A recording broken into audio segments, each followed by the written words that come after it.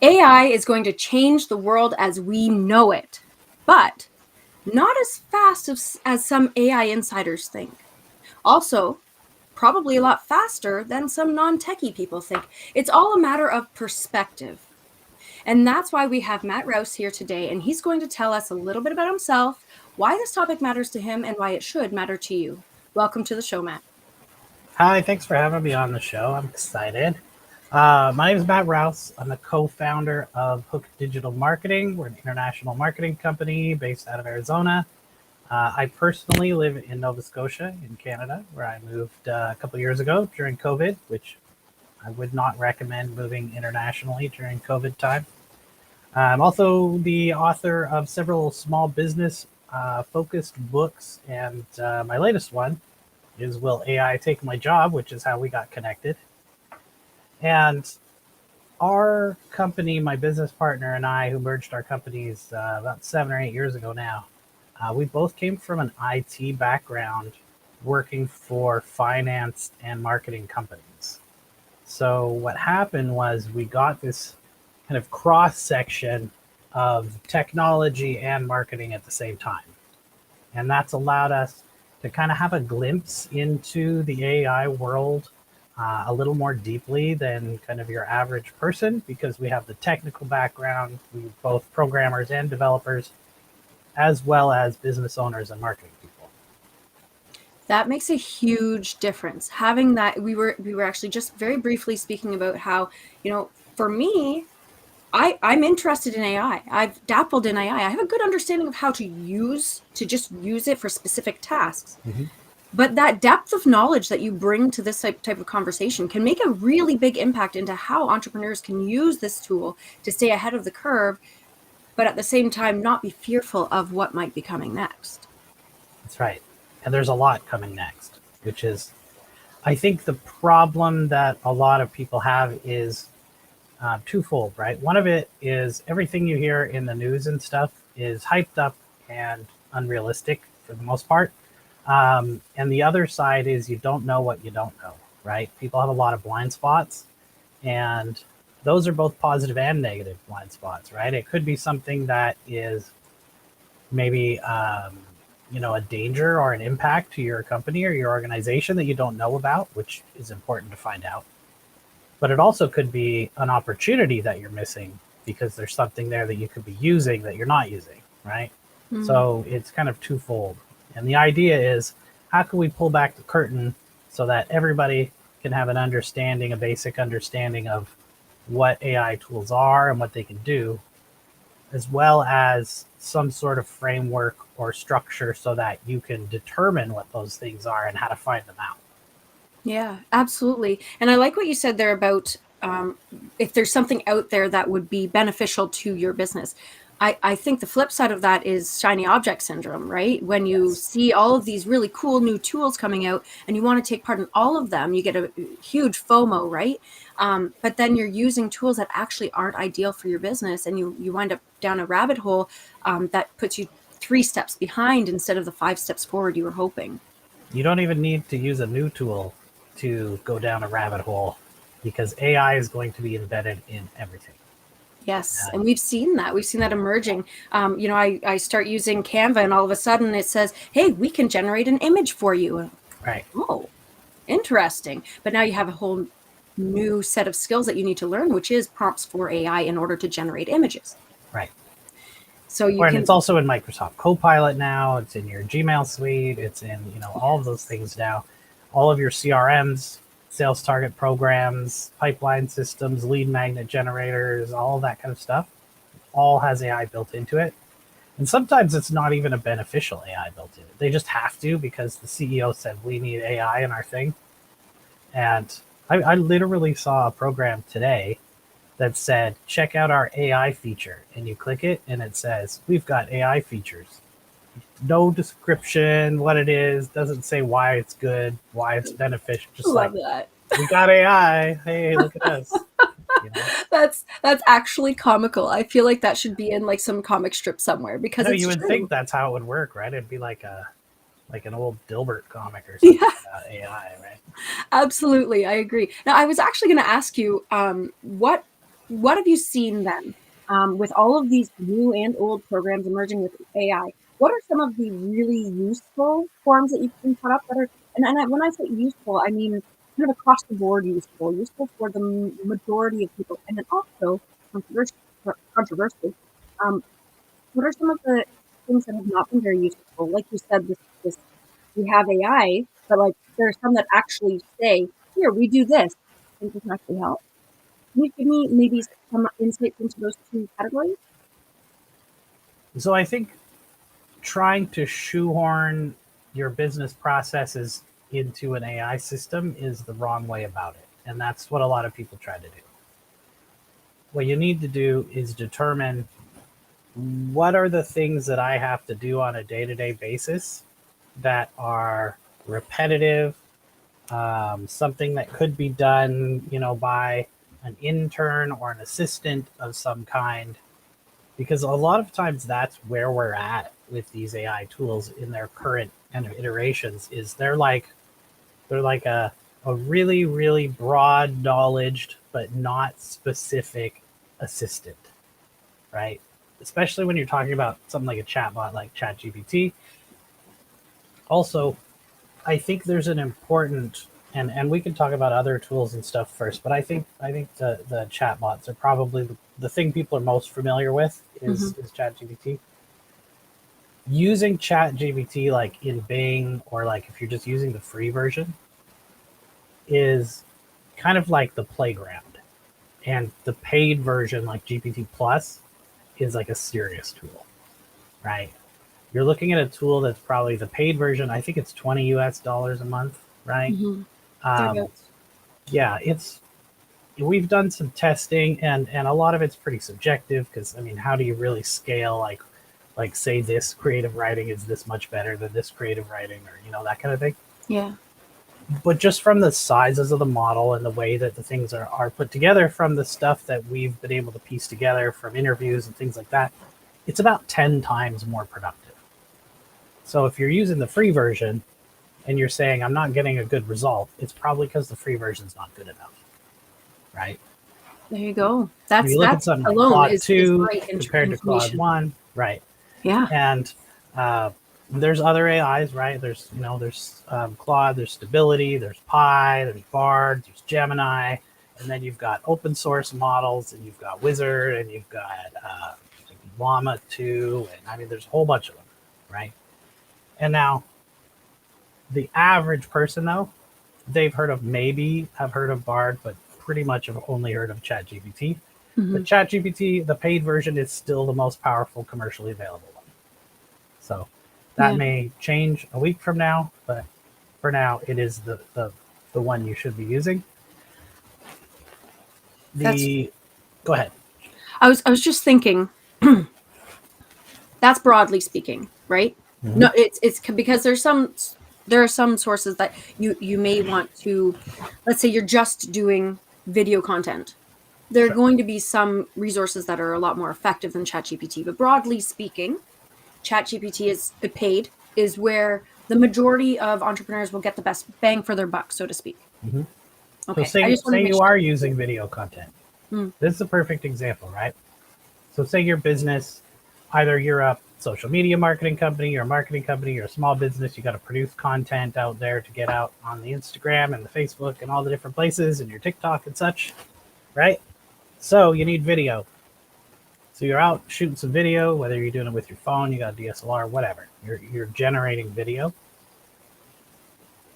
What we use our process for is we'll shoot the main video that is the topic, right? Kind of in mhm, this format, right? The 16 by 9 type kind of YouTube format. mhm.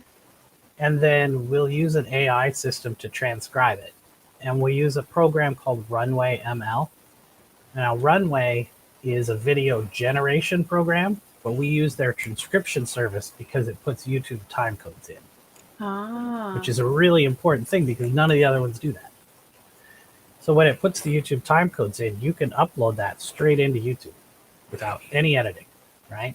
And it's pretty accurate. You might have to change, maybe get somebody's name wrong or something like that, right? But you fix that stuff. yeah.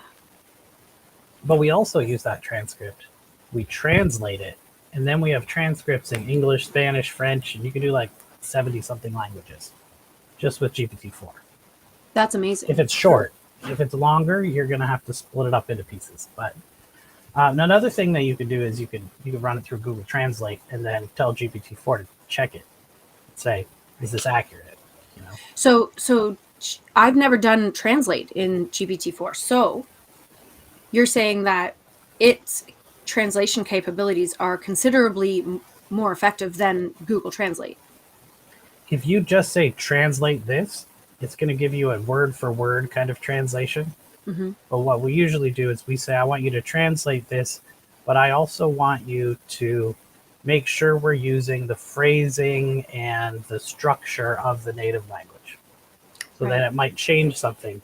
Like a good example would be in French, you have the adjective after the noun. Mm-hmm. So if we use that prompt where we tell it to use the structure of the language that we're translating to, it'll take our things where we say the adjective before the noun in English, and it'll switch it in the French version. That's actually really good, because I mean, as you're living here in Canada, and I'm a native Canadian, and that's something that even native Canadians and bilingual Canadians sometimes struggle with when they're mentally translating is Right. word for word versus dialect driven translation, right? Like, so that's actually really good tip for anybody who's working in a multilingual situation and wants to use AI to help them with that. Doesn't have to just be multilingual. Now, what if you're in English, but you're producing content in the United States, but you're going to send it out to Canada, and you're going to send it to the UK, and you're going to send it to Australia? Right. Now you've got differences in spelling. Uh-huh. You've got differences in maybe some of the colloquialisms that people use and stuff like that. So you can ask it to translate those for you. So you can translate English to English, except in a different kind of dialect of English. That actually makes perfect sense. I was just recently doing a Google Doc share with a Canadian friend of mine after doing a project for an American friend of mine. And I had written honor. I think it was honor. Right. Pretty sure it was honor. And I wrote it in the American way. And she goes, Right. "Can you please change that?"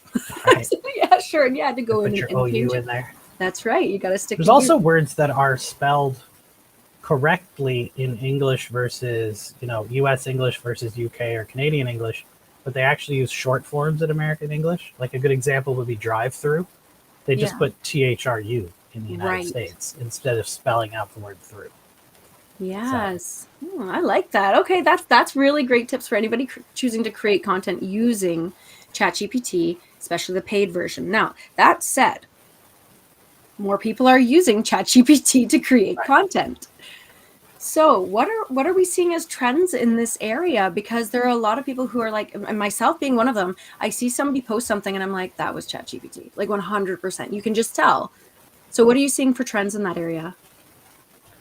Well, you're getting a lot of people using it where maybe the content doesn't have to be 100% perfect all the time. And I like to say that the more important it is that it has to be accurate is the more time you need to spend editing. So if it's something like, I just need to make a description of this, like a summary of this article and stick it on LinkedIn with my photo, I'm going to give it a quick once over, post it kind of thing. Mm-hmm. But if it's instructions for a medical tool where somebody's life is on the line, you better edit it, right? Like, well. So the more important it is, the more editing it needs, right? And you're also getting this sort of weird thing happening, and I don't know how weird it is, honestly, but and maybe you would agree with me that there's people in the world who like to take shortcuts, right, for their work. Yeah. So if somebody just, their manager says, hey, I want you to, write something about this that we're going to use, blah, blah, blah, blah, blah. So they just go to GPT and they write it. And then the manager on the other end gets that and summarizes it and says to GPT, write a response to this. Basically, the AI is just talking to the AI at this point. The humans are just the ones transferring the email back and forth, right? Yeah.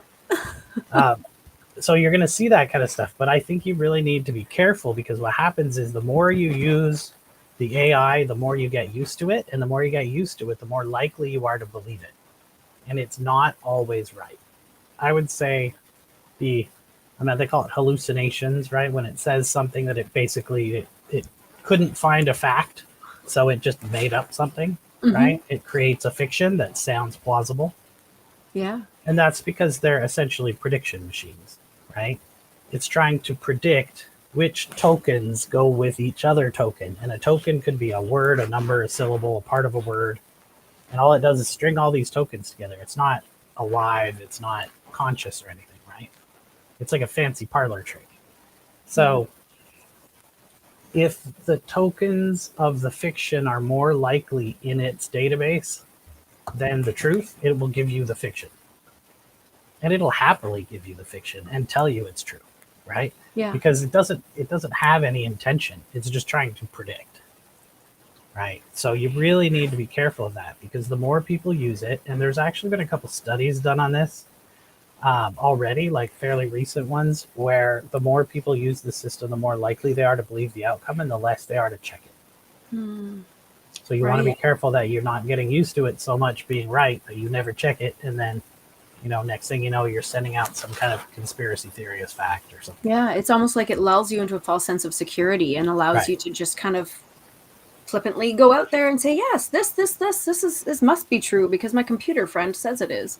No, Yeah. that's actually really good tip, just to be really mindful and intentional, and maybe critical about Hmm. everything that you're interacting with in the AI world. Now, that said, one thing you said to me that I felt really kind of resonated with how I receive AI generated content that I know is AI generated but posted by a person is Right. that idea of it's not alive.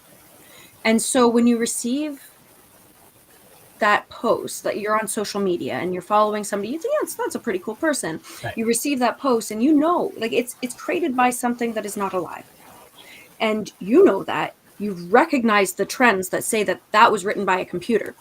What does that do with your relationship and a marketing level? Another business owner posts this. How can you form a relationship with that person? And how do we navigate around that to make sure that culturally we're not mistaking these very real and meaningful professional relationships for truth? Like it's complicated. There's no relationship built when it's obvious that it's a machine written piece, right? It would be the same as, how do I trust a bot written post on Twitter X 5 years ago, right? Right.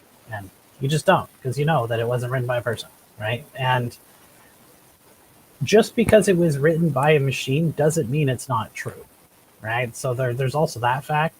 Mm. I think people would be surprised at how many of the newsletters and things that they receive, especially ones that have like news and kind of summaries of things in them, are AI generated now. Like I was at Traffic and Conversion Summit in Las Vegas last week, and a few of the speakers were talking about newsletters that have, 50, 100, sometimes over a million subscribers that are 100% AI generated. Right. And those subscribers don't know that it's AI generated. Right? Yeah.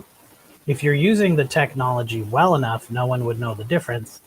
But on the other side of the coin, are you really connecting with people if you're using 100% AI generated content? And I mean, it depends how important that is to your audience, I guess.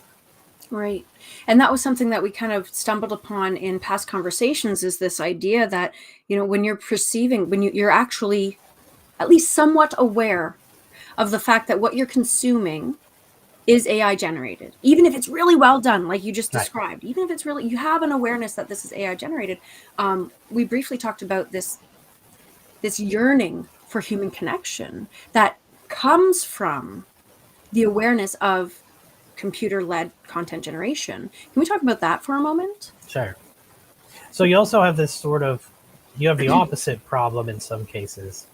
Like, well, let's just get this out there, because I know somebody's going to ask this question. And because someone always asks this question, is what about AI detectors? Right. AI detectors flat out don't work.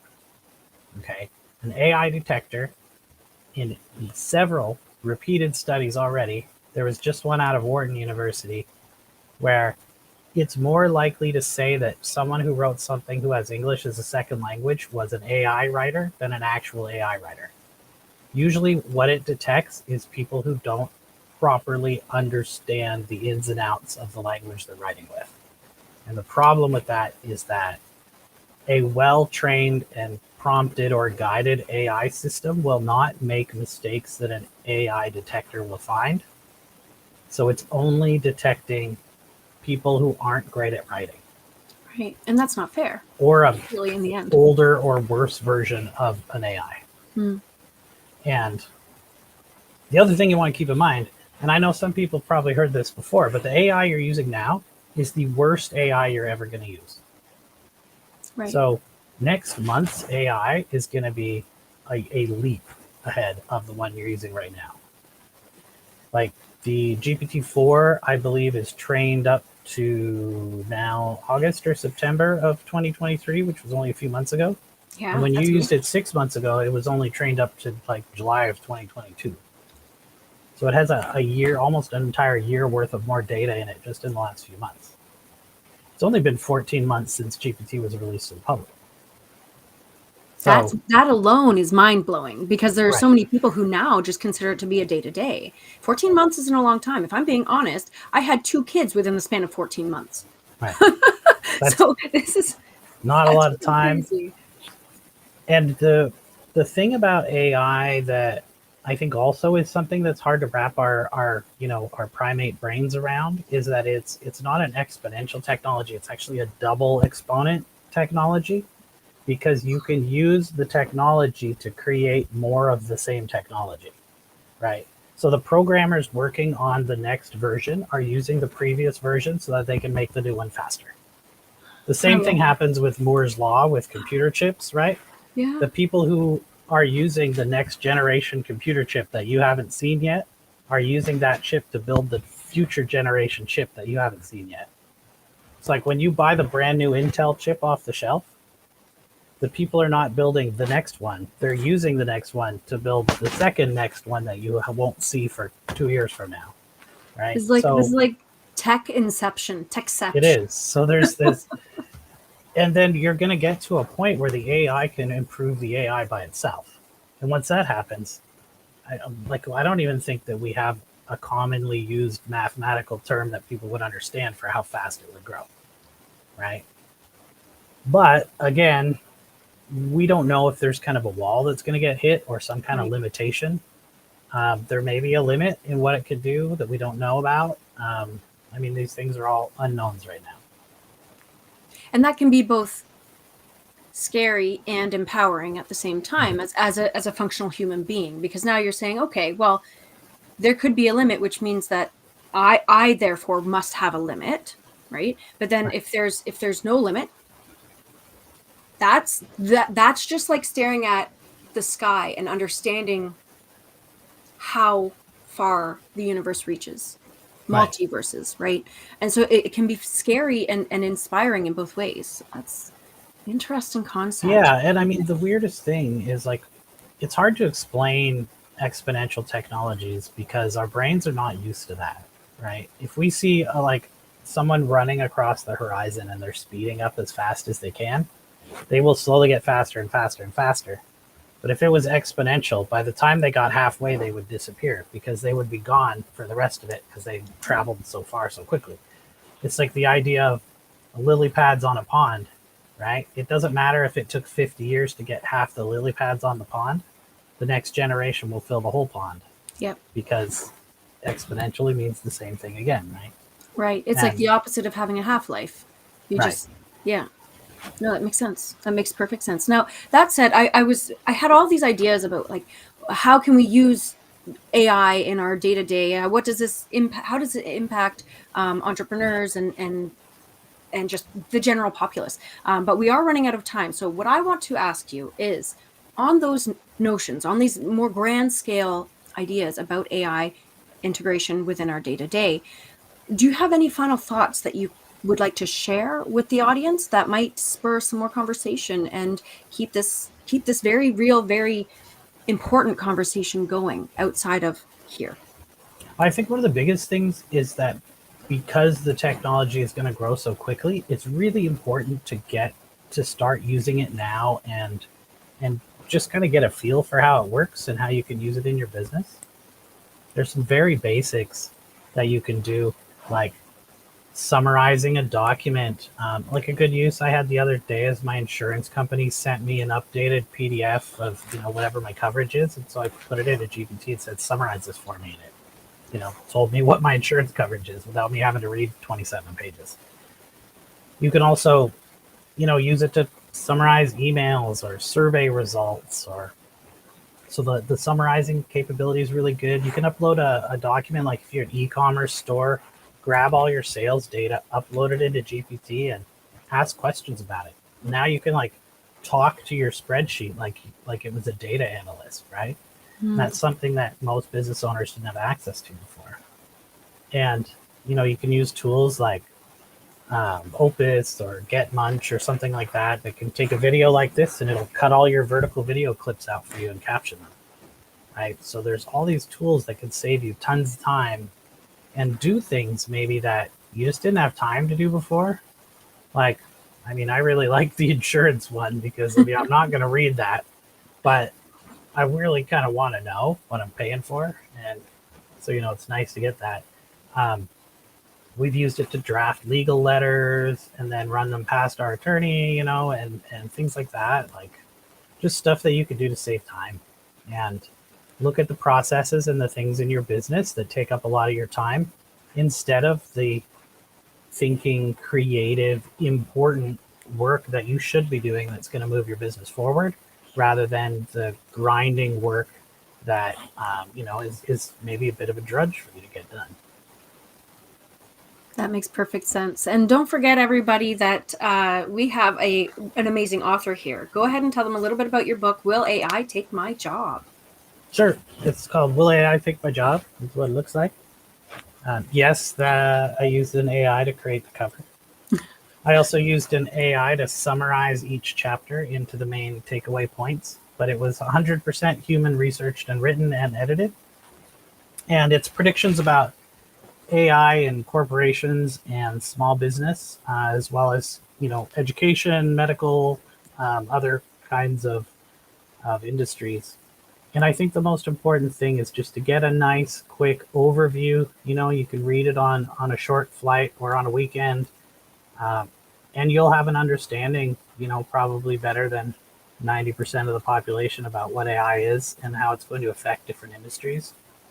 And there's some things in there where you can get some strategies to figure out what you should do with AI, how you can research it more, and how you can protect yourself or your business or your job from being disrupted by AI tech.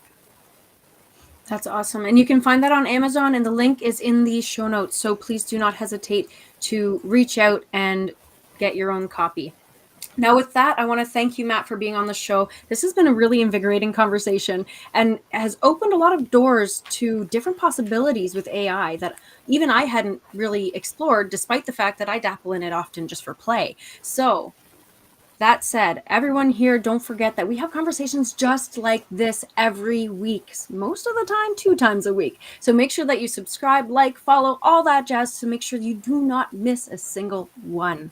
I hope you all have a great rest of your day. Find that book on Amazon and read it because the tomorrow is going to be a pretty interesting